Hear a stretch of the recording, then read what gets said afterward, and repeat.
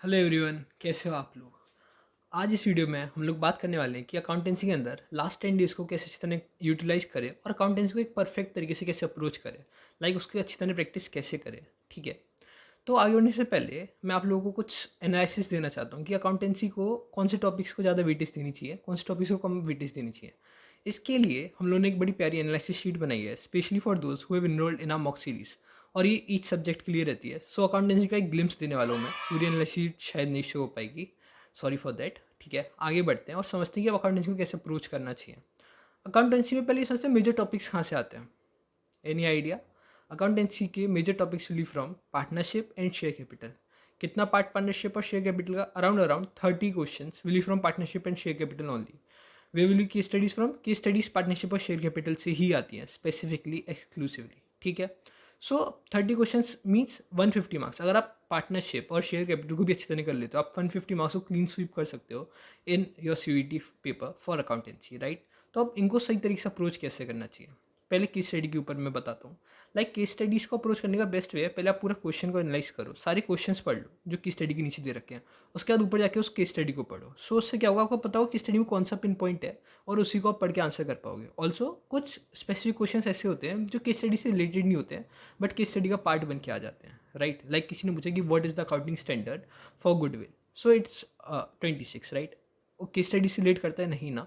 सो इसलिए आप case study पढ़ने में टाइम वेस्ट कम करोगे, इफेक्टिव टाइम मैनेजमेंट हो पाएगा। बाकी अब बात करते हैं एनपीओ के ऊपर।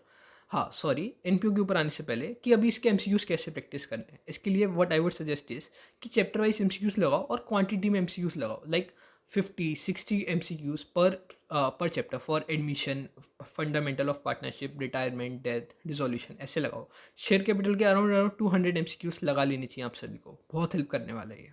ठीक है, उसके बाद बात करते हैं एनपीओ के ऊपर। एनपीओ आप सबके लिए डिलीटेड था, राइट। सो एनपीओ से कितने क्वेश्चंस आते हैं, कितने क्वेश्चंस एक्सपेक्ट कर सकते हैं, and what will be the typology of questions. NPO से टिल लास्ट ईयर 4 क्वेश्चंस आए थे, आप लोगों के लिए डिलीटेड है, माइट बी चांसेस कि कम क्वेश्चन है।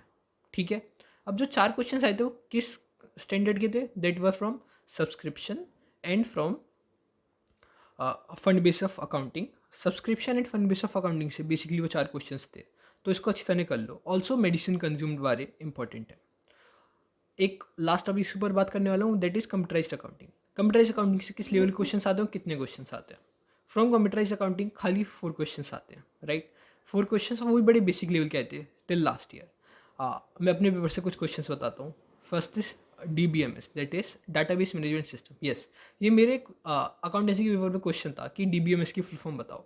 इतना टफ तो नहीं है, तो कंप्यूटराइज्ड अकाउंटिंग को इतना इन डेप्थ नहीं पढ़ना है। इन डेप्थ कैसे पढ़ना है इस समय?